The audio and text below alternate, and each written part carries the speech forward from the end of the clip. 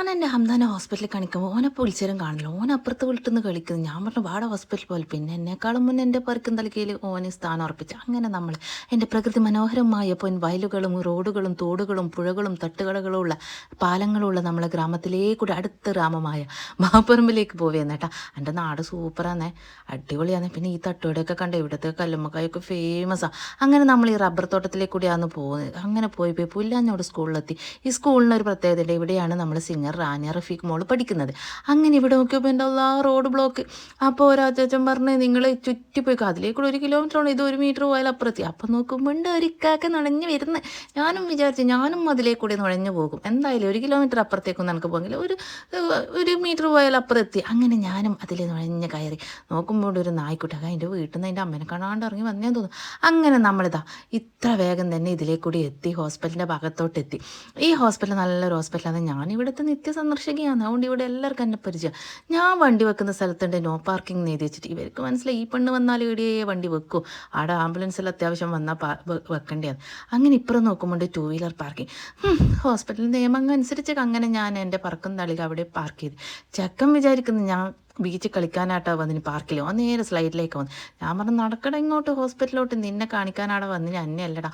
അങ്ങനെ മോനെയും കൂട്ടിയിട്ട് ഞാൻ സ്ലിപ്പ് എടുക്കാൻ വേണ്ടി പോകും, പേര് എഴുതിയിട്ട് റിസപ്ഷൻ്റെ അടുത്തേക്ക് പോയി. ഈ ഹോസ്പിറ്റൽ ഇപ്പോൾ ഹൈടെക് ആയിട്ടുണ്ട് കേട്ടോ. മുമ്പ് 5 റുപ്യയും കൊടുത്ത് പേരും പറഞ്ഞ സ്ലിപ്പ് എഴുതി കിട്ടി. ഇപ്പോൾ ഫോൺ നമ്പറും പറയണം. പിന്നെ കുട്ടികൾക്ക് 5 റുപ്യ വേണ്ട കേട്ടോ, അവർക്ക് ഫ്രീ ആണ്, നമുക്ക് വല്ലാക്കേ വേണ്ടു. അങ്ങനെ ഞാൻ പേരും UHID കാർഡെല്ലാം പറഞ്ഞു കൊടുത്ത് അവരെനിക്ക് ടോക്കൺ തന്നു. 33ാമത്തെ ടോക്കനാന്ന് കിട്ടിയിട്ടുള്ളത്. ഞാൻ ആ സ്ക്രീനിലേക്ക് നോക്കുമ്പോൾ 23 ആയിനത്രേ. എന്താ ചെയ്യുക, അവിടെ കാത്തിരിക്കുക, അല്ലാതെ ഇപ്പം എന്താ ചെയ്യുക. പിന്നെ അവിടെ കാത്തിരിക്കാൻ ബോറടിക്കില്ല കേട്ടോ. ഇങ്ങനെ കുറേ വായിച്ച് പഠിക്കാനുണ്ട്. പക്ഷെ എനിക്കിതൊക്കെ കാണാപ്പാടാണ്. കാരണം എന്താണെന്ന് വെച്ചാൽ ഞാൻ ഇവിടുത്തെ നിത്യസന്ദർശിക്കുകയാണല്ലോ. അപ്പോൾ ഇങ്ങനെ ടോക്കന് കാത്തിരിക്കുമ്പോൾ ഇതൊക്കെ വായിച്ച് പഠിച്ചിട്ടുണ്ടായിന്.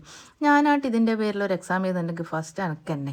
പിന്നെ ഈ ഹോസ്പിറ്റലിനെ കുറിച്ച് പറയുകയാണ്, കുർമാത്തൂർ ഹോസ്പിറ്റലാന്നിട്ട് ഇത് അടിപൊളി ഹോസ്പിറ്റലാണ്, ഭയങ്കര ഇഷ്ടം. അങ്ങനെ നമ്മൾ ഊഴെത്തി എൻ്റെ മോനെ കാണിക്കാൻ വേണ്ടിയിട്ട് ഞാൻ ടോക്കൺ കാണിച്ചു കൊടുത്ത്. ടോക്കൺ കാണിച്ചു കൊടുത്തിട്ട് ഞാൻ പറഞ്ഞില്ലേ, ഈ ഹൈടെക് ആയതിനു ശേഷം ഭയങ്കര സമയം അധികമായ പോലെ എനിക്ക് തോന്നി.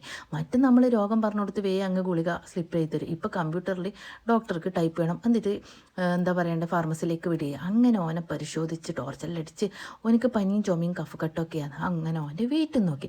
അങ്ങനെ അവിടെ നിന്ന് ഇറങ്ങി ചെക്കൻ ആദ്യം പോകുന്നത് പാർക്കിലേക്ക് കളിക്കാൻ വേണ്ടി, സ്ലൈഡിലേക്ക്. ഞാൻ പറഞ്ഞു നിൻ്റെ ഒരാഗ്രഹമല്ലേ, നീ പോയിക്കോ. അങ്ങനെ ഞാൻ മരുന്ന് വാങ്ങാൻ വേണ്ടി ഫാർമസിയിലേക്ക് പോയി. അവിടെ ഞാൻ ടോക്കൺ കൊടുത്തു. അപ്പോൾ ഡോക്ടർ അപ്പുറത്ത് ഇപ്പുറത്തേക്ക് നമ്മളെ മരുന്നിൻ്റെ ഡീറ്റെയിൽസ് കൊടുത്തിട്ടുണ്ട്. അങ്ങനെ മരുന്ന് വാങ്ങി പുറത്തിറങ്ങി നോക്കുമ്പോഴത്തേക്ക് ഓനാടുന്ന് സ്ലൈഡിൽ കളിക്കുന്നു. ഓനോട് പറയുമ്പോൾ കുറച്ച് തന്നെ. ഞാൻ പറഞ്ഞു വേണ്ട, പോവാ, വേറെ പോകാനുണ്ട്. അങ്ങനെ പോയി എൻ്റെ കൈയും കൂടി കെട്ടി. ഇതിൻ്റെ വീഡിയോ അടുത്ത വീഡിയോ കാണാം. ബൈ.